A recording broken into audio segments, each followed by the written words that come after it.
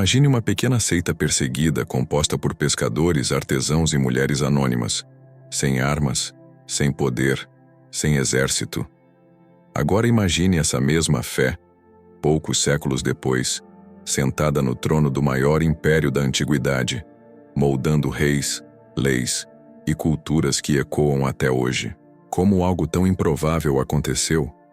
O cristianismo nasceu nas margens da Judéia, esmagado pelas sandálias romanas, marcado por perseguições sangrentas, e mesmo assim atravessou as fogueiras, os coliseus e as masmorras. Neste vídeo, você vai descobrir a jornada épica que transformou um grupo de perseguidos na religião que redefiniu o destino de Roma e do mundo inteiro. Tudo começou em uma província esquecida do Império, a Judéia. Entre tensões políticas, impostos sufocantes e revoltas constantes contra Roma, surgia um pregador que atraía multidões com mensagens de amor, justiça e esperança, Jesus de Nazaré. Para Roma, ele era apenas mais um agitador em uma terra difícil de controlar. Mas para seus seguidores, era a promessa de um reino diferente, não baseado em poder militar, mas em transformação espiritual. Sua morte na cruz parecia o fim da história, um fracasso inevitável. Porém, seus discípulos afirmavam algo impensável, que ele havia ressuscitado. Essa convicção incendiou corações e começou a espalhar-se, de boca em boca, entre escravos, mulheres e pobres. Era um movimento invisível, subterrâneo, impossível de deter pela força. E quanto mais Roma tentava esmagar, mais esse grupo crescia nas sombras. Mas como uma fé tão frágil poderia sobreviver ao maior império da terra? O cristianismo começou a se espalhar pelas estradas romanas, aproveitando a infraestrutura que o próprio império construíra. Missionários como Paulo de Tarso levavam a mensagem às grandes cidades, de Antioquia a Corinto, de Éfeso a Roma. O apelo era universal, não importava ser escravo ou cidadão, homem ou mulher, judeu ou grego. Todos eram chamados de irmãos. Essa ideia radical de igualdade desafiava a hierarquia romana.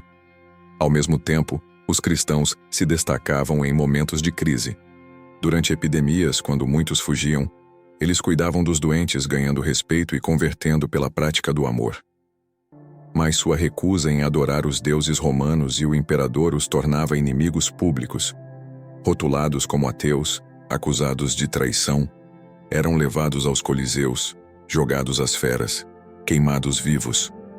O império acreditava que o medo destruiria o movimento. O que aconteceu foi exatamente o contrário.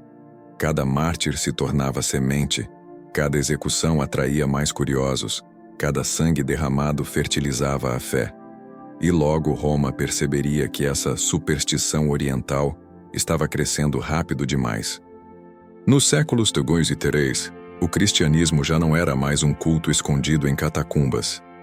Ele estava infiltrado em bairros, mercados e até no exército romano. Estima-se que, antes de Constantino, já fossem milhões de seguidores. Roma respondeu com perseguições cada vez mais brutais. O imperador Décio exigiu que todos sacrificassem aos deuses tradicionais. Os que recusavam eram presos, torturados, mortos. Para muitos, parecia o fim. Mas dentro das comunidades cristãs havia uma força inesperada: a solidariedade. Eles se apoiavam mutuamente, escondiam fugitivos, organizavam ajuda aos necessitados. Essa rede de compaixão fortalecia a coesão do grupo. Além disso, o cristianismo oferecia algo que nenhuma filosofia romana conseguia: esperança além da morte. Enquanto templos antigos se esvaziavam, os cristãos enchiam casas e assembleias com cânticos e relatos de milagres. O império combatia com espada, eles resistiam com fé, e logo de dentro das próprias fileiras romanas surgiria um aliado improvável, um imperador que mudaria tudo. No início do século IV, Constantino enfrentava batalhas decisivas pelo trono de Roma.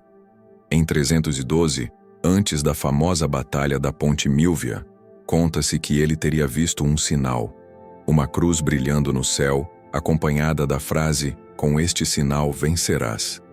Ordenou que seus soldados pintassem o símbolo em seus escudos. E venceu.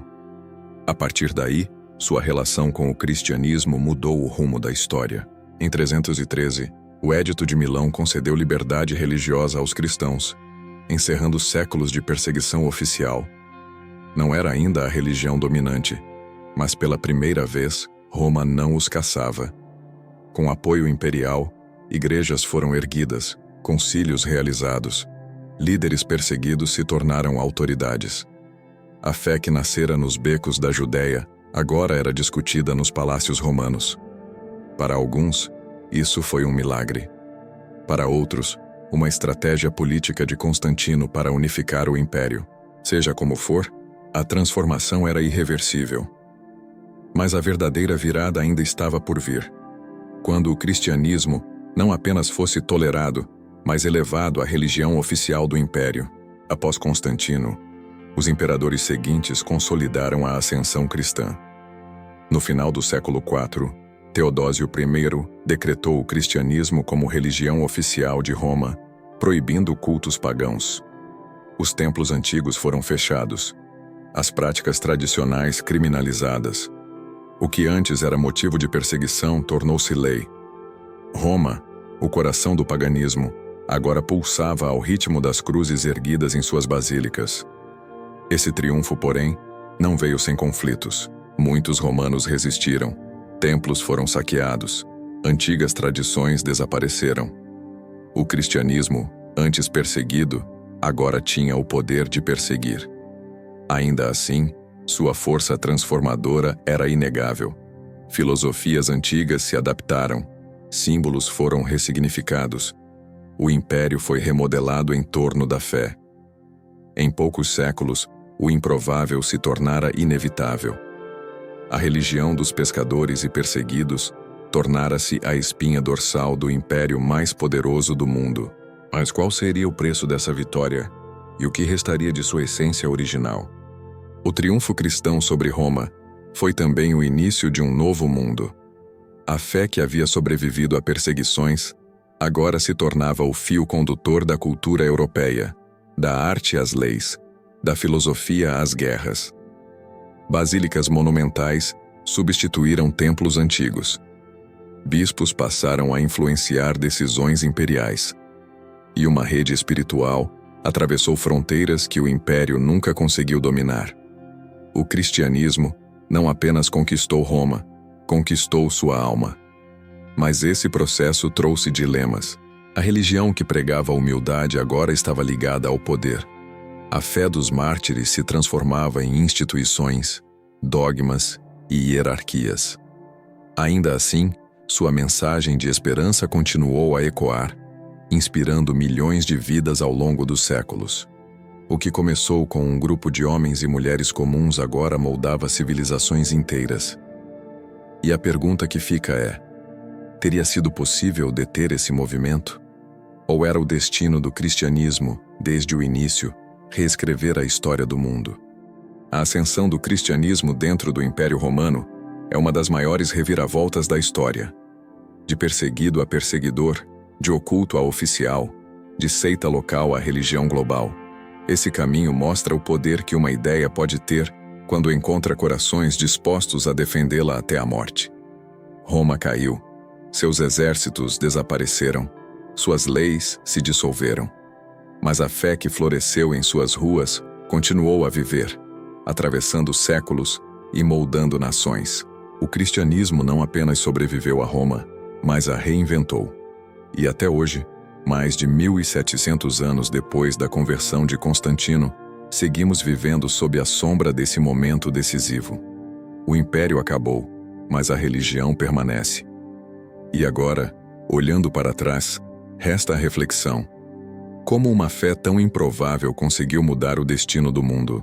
E, sobretudo, que outras ideias, nascidas pequenas e invisíveis hoje, podem se tornar as forças que moldarão o amanhã?